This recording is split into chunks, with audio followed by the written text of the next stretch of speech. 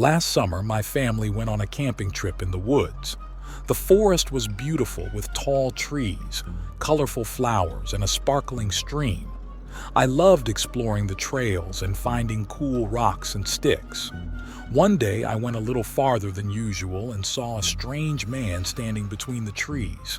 He was tall and wore old, dirty clothes. His eyes looked empty. I quickly ran back to our campsite.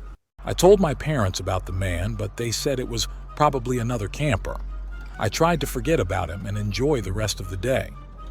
That night, as we sat around the campfire, I felt like someone was watching us. I kept looking around, but I didn't see anyone. The feeling wouldn't go away. The next morning, I decided to go back to where I saw the man. I wanted to prove to myself that it was nothing. As I walked through the woods, everything was quiet. Too quiet. I reached the spot, but there was no sign of the man. I started to feel better until I noticed something on the ground.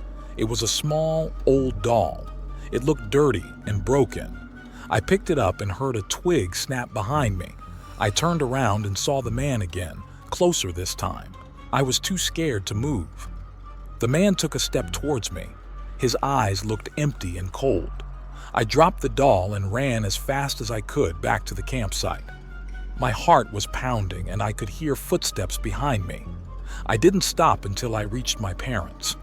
I told them what happened, and this time they believed me. They decided we should leave the woods early. We packed up our things quickly and started hiking back to the car. The whole way, I felt like the man was following us. I kept looking back but didn't see him. When we finally reached the car, I felt a little safer.